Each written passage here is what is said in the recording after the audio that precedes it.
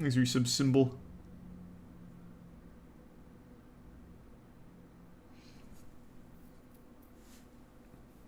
The world's tallest water slide decapitation. We already watched the whole video on that. That was a fucking disaster. Yeah, let's check out Starforge. I've actually never heard of Starforge, so I'm really curious to see what made this such a catastrophe. Employees go missing, $135,000 gone to waste, and one of the most hated indie game developers that are still making games today. I'm Wickedwiz, being a man of my word and standing on my chair. This is what went wrong with Starforge, a game with a chaotic past, and oh boy, is this a spicy one. Massive thanks to my Patreons who helped support this channel. I honestly can't thank you enough.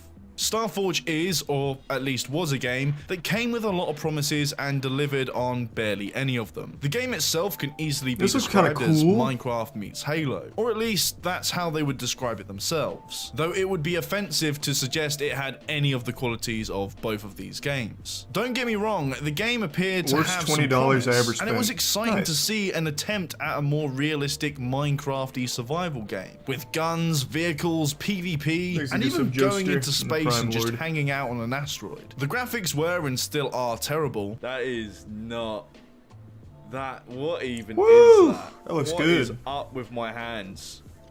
This game is disgusting. It was very clear from the get-go that this game wasn't going to be all too polished. But people like myself saw past that and just wanted a cool survival game to play with friends. Yeah, I actually bought into this project. And it turns out that I unwittingly bought into another one of their games. So I'm kind of getting some well overdue payback here in this video. And I will be a bit biased, but you'll soon see why. The company that developed Starforge is called CodeHatch. And although the game ended up having a bit of an identity crisis, the game had some sort of lore behind it, where you're pretty much the last of the human race, with advanced technology and know-how, trying to survive on a hostile planet. You do this by crafting a base, crafting vehicles and weapons, and you have this sort of tower defense element to it. However, the game was pretty broken. There are some really good reviews out there on how broken this game is, but if you have a game where the AI acts like this... What even is that? It's an alien. Okay. It's not supposed to act like us. And your character moves like this. Just witness how my arm is moving right now. Just witness this movement.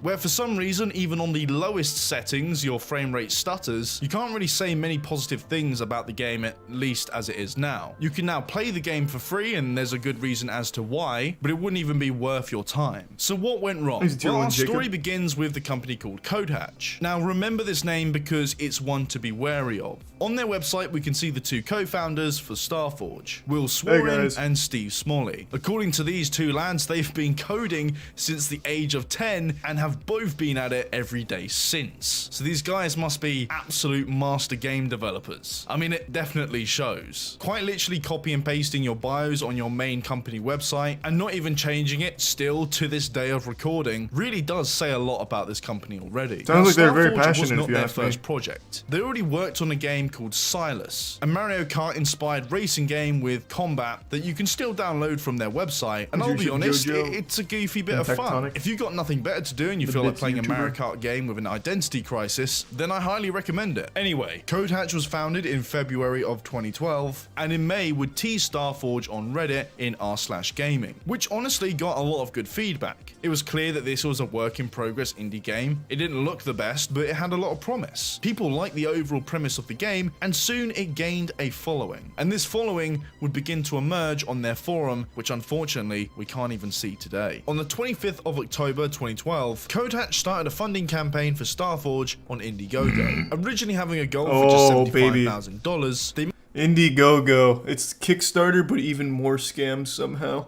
I would never put a single penny into anything that ends up on Indiegogo. You're better off just flushing money down the toilet. I guess that's just a PSA. If you're really like addicted to crowdfunding shit that's likely never going to be made, go to Indiegogo. It's a great way of just wasting your money. We managed to achieve double that with over $135,000, although it's going to be interesting to see where that money went. The hype for the game was real, with multiple articles praising the project before it even started. I just had a major nerdgasm.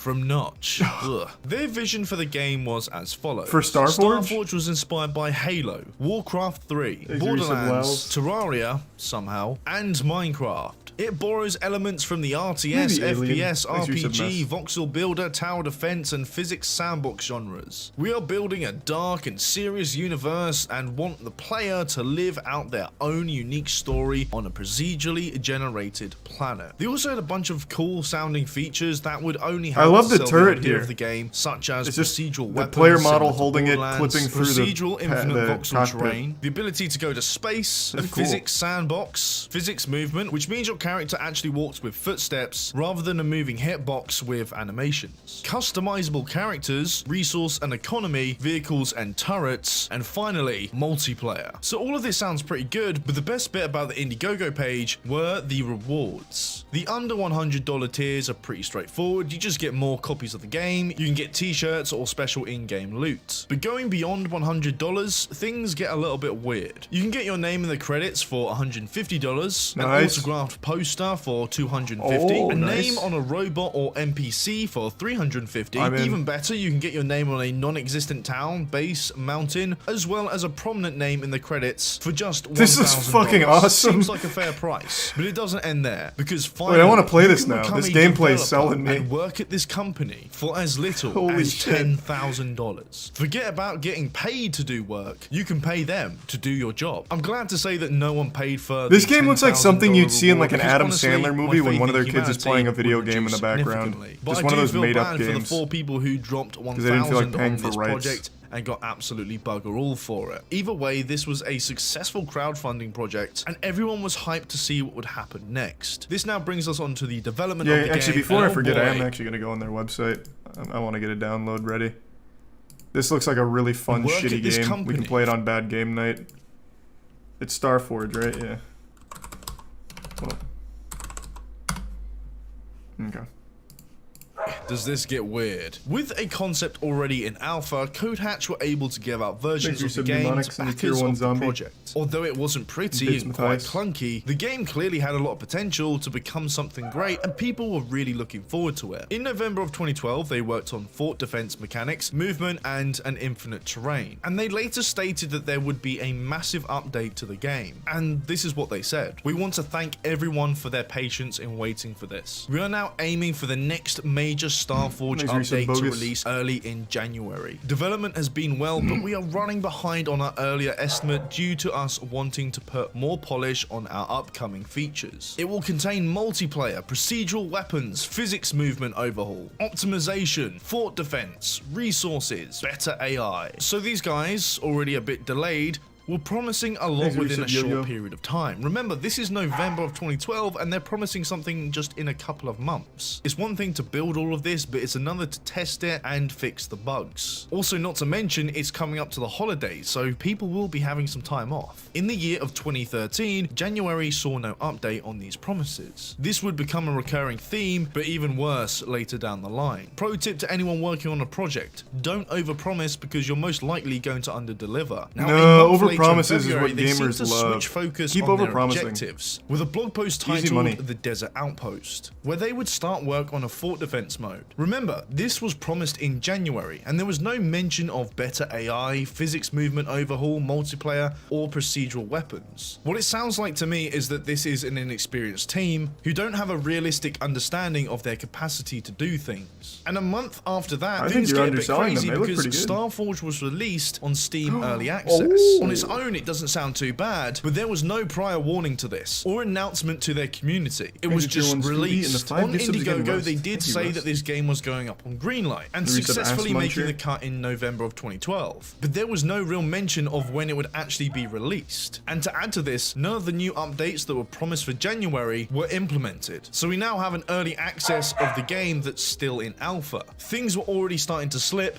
and people were beginning to get annoyed at the lack of any consistent communication. One moment they're talking about all these new features and improvements, the next they're doing something else, and now the game is out on Steam and people weren't even aware of it. Unfortunately, things after this what a only beautiful get worse, Christmas as present, now though, we're am I going to right? start Come on. looking into more of the misconduct Stop being so entitled. and the shady business practices. Due Now to the everyone lack gets of Starforge. communication between the developers and the community, CodeHatch got in touch with one of their most active moderators on their forum, known as Juno. And Juno signed a contract to work as a community manager on the 29th of May 2013. Hey, so now they have a congrats. trusted and respected member of this community who will give updates on the game and share progress of development. This was a great Thank you, decision by Simtech. CodeHatch because they really weren't all too good at providing updates for their game. Whether they were too busy or they didn't really care too much. When it comes to crowdfunding projects like this, a lack of communication can be worrying, especially for those who had funded the game for much more than it was worth. In this time, they also hired a few other people to help with I really like the which falling. all sounded quite great. Although I can't confirm who else they like hired an at action the time, figure. there is evidence to suggest that they had developers with industry experience. As you said, People that McLovin. worked at BioWare. We're talking Mass Effect and Dragon Age here, but we'll get to that later because at this time, Juno was already having troubles with the team. Her job is a messenger between the developers and the community. For this to work, she Is needs this to a have meme? strong communication with the developers. Now, Juno is based in America and CodeHatch is based in Canada, so their only form of communication Language was barrier. via Skype calls. But unfortunately, she struggled to give the community any updates on what the hell was going on due to a lack of communication with the developers, and none of which was her fault. In a Reddit post sharing her experiences, she says this: "Time passed on, months went by. I can say that while it was stressful to deal with the people, it was to be expected. The main flaw that came with the job was my lack of communication with Thanks the for development syndicating. team. I did not work in the office with the rest of the developers. As I live in the United States, they reside in Canada. I had the team members on Skype. Communication lines were open, though they never seemed to contact me." She goes on to say that between May the 29th to the end of December, she only spoke with the head of the team 6 times. That's That's a 7 lot. months with only 6 talks with the founders. That's almost Even monthly. worse, they constantly made her aware that she's under NDA and wasn't allowed to discuss any of the new up and coming features, which is absolutely insane, especially with such a committed community which was just excited for the next update. She actually tried to remind them that they were community funded and that they need to embrace their community, but they didn't seem to care nor listen to her, as her comments were, and I quote, shrugged off. Unfortunately, things get worse for Juno. Her contract was going to end on the 31st of December Is it some 2013. She was reassured by CodeHatch multiple times that they would renew her contract, which of course helps to ensure that she doesn't need to find another job and can continue working with the company. But as you could already guess, I the haven't new watched contract BoJack never Horseman came. on my Instead, own. I Juno only was saw let it, go like, via email a couple 30 episodes minutes with before Tiana. midnight on the 31st of December. 30 minutes Prime in the dead Bud, of night Nerissa before the Bratcher. end of her contract. To make things worse, there was no public announcement or anything like that. It was clear that they wanted this to remain behind closed doors. But Juno was well known within the community, so it didn't take long for people to ask why she's been demoted. When word caught wind of this, the community was furious and demanded to know what was going on. Because the community was complaining, CodeHatch reluctantly made a response, saying that they wanted someone in-house. Now, to be fair with this new person in-house, more news updates would come out He's a at a bit higher funny. frequency, but again, still strictly I under hope you feel better NDA, soon. which made things quite vague. But in May of 2014, they released a new major update for the game, version 057, which at that's a big first one. glance looked like quite a lot. They had a whole bunch of new features and bug fixes, but things like being able to open and close a door is probably something that you'd expect a little sooner. Even with all That's these pretty hype. changes, the game still had a lot of issues. It was laggy because of the voxel terrain, enemy animations were terrible, the game still looked and felt very outdated, and it was Maybe clear that tier these 1 guys nuts were and still Nerissa quite far Smokey. away from releasing a finished game. However, it seems that these developers thought that the game was near good enough, as only a month later, in June 2014, they released version 075. Oh, they're cruising. There were no other updates in between. They quite literally jumped from alpha to beta in just one update. In this beta release, there was a bunch of bug fixes and a few amendments, but unfortunately there were still missing features that were promised all the way back in January of 2013. So the question is, why are they now rushing the game? If you take a moment, there's a very clear explanation as to why they're rushing all these updates. They're quite quite simply running out of money. $135,000 really isn't all too much to play with, especially with a game that's as ambitious when it comes as to this. building a game, so far, yeah, throughout that's the not a time ton. of development, they've already hired about 5 developers, some of which are quite pricey with industry experience. They also have a community manager, and of course are renting an office space. Not to mention all the other little costs that come with running a company in the first place. That $135,000 is draining away much faster than they expected.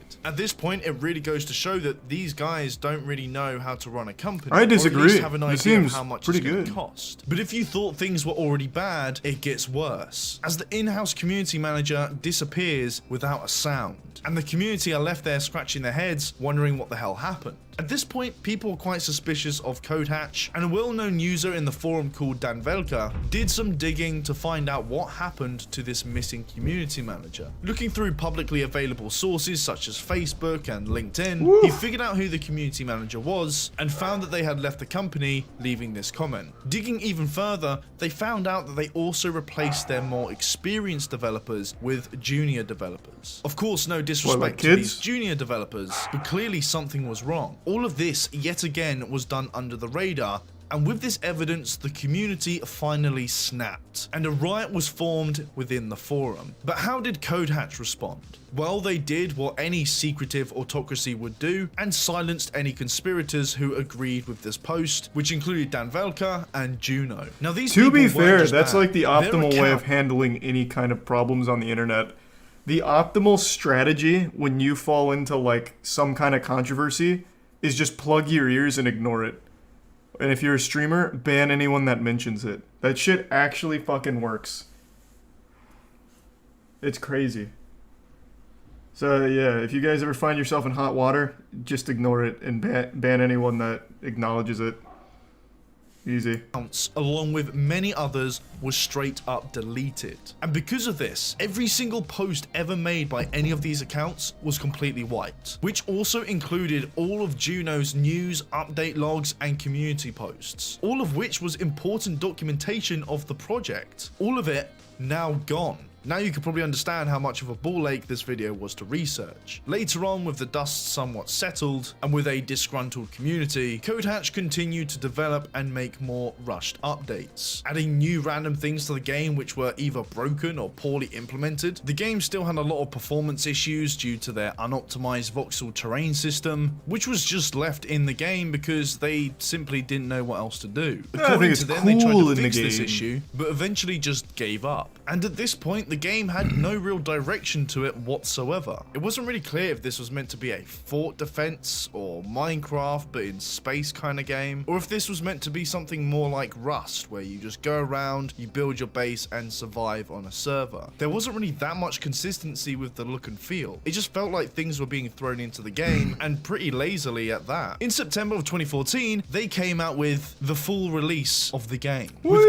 the underlying issues that this game already had. Things like procedurally generated weapons, character customization, and many other promised things still weren't added to this game. This wasn't even an update or anything like that. Somehow the game actually looked worse than the alpha build. But even with all these issues, they had the balls to release the game with this statement. We are proud to announce that we're releasing Starforge today. After many years of hard work, dreams, and determination, we are releasing 1.0 of Starforge. This would not have been possible without the help of the community, fans, and supporters of our game through its various phases over the years. This is their release trailer, and this is what they are happy to put out there as their official release. It looked terrible, and you could even see the game lagging within the video. If you compare this to how it started before the funding, it really did look like a game with promise. The community response was as you'd expect, with overwhelmingly negative reviews on launch. People calling it a scam and actively boycotting CodeHatch entirely. They even missed out on their creation goals as well as backer rewards for those who paid above and beyond for this mess of a game. In what will be known as typical CodeHatch fashion, they abandoned the game, leaving it with no improvements for years to come. So that's it, right? Terrible developers make a terrible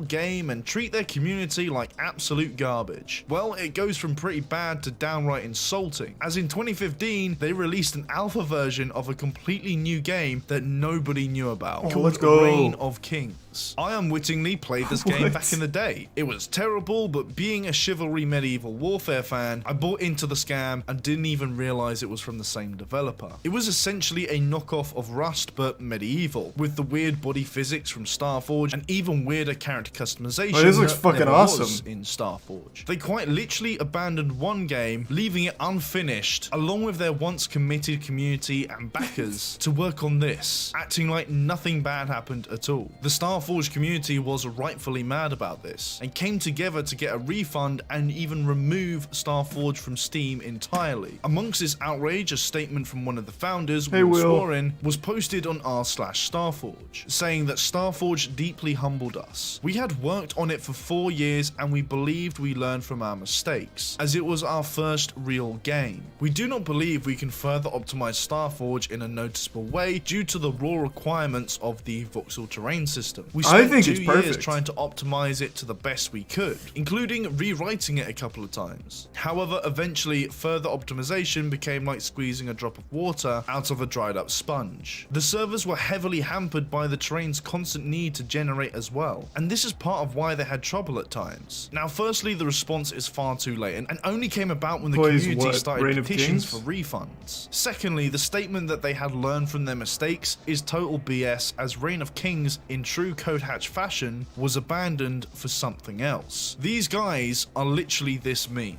It's unbelievable. If they had the time to make Reign of Kings, surely they could have had the time to reinvent Starforge and just be upfront and honest that they didn't have the foresight with this voxel terrain system. But either way, after Reign of Kings, they moved on to a new game called Heat, where you're in the Wild West doing Wild Westy stuff and can also start a family. Yes, you're seeing this shit. That's a baby right there on somebody's shoulders in a survival. I want to play their games now. This was a great ad. Mess. It's honestly insane to think these developers are still at it. To abandon a game that people supported and spent good money on, they look like they make this like the most fun, shitty games. To try again is a scummy and cowardly practice. It's clear that they had resources because they went ahead and made Reign of Kings straight after Starforge, but they thought it would be better just to rush Starforge and release it and pretend everything was okay. The way these guys deal with their community, trying to keep things secret, just goes to show that they don't know what they're doing and are afraid of criticism of any kind.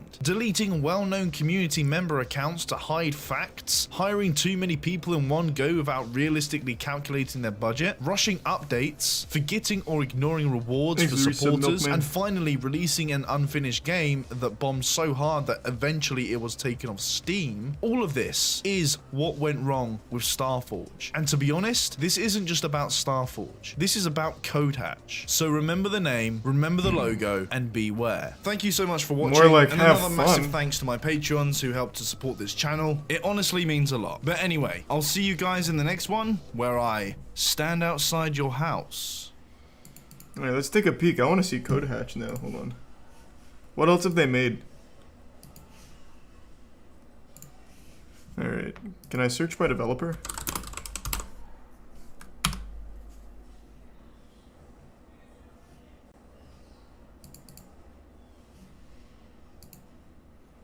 Okay, how about we just do this?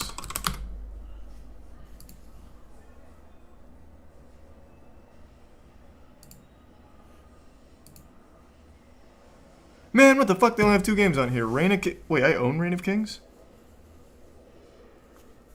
Have I ever played it?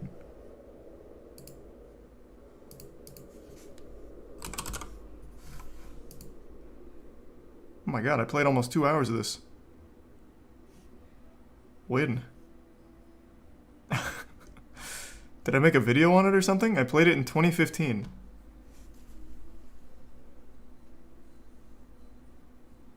Huh. I don't remember that.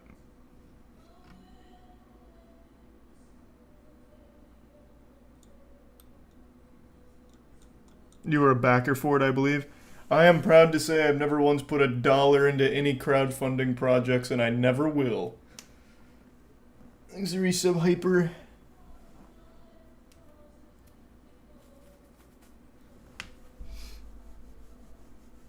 He didn't even remember it? Yeah, I don't remember this at all. I must have done this for a video or something back in 2015. Certainly. Yeah, I don't remember that game even a little bit.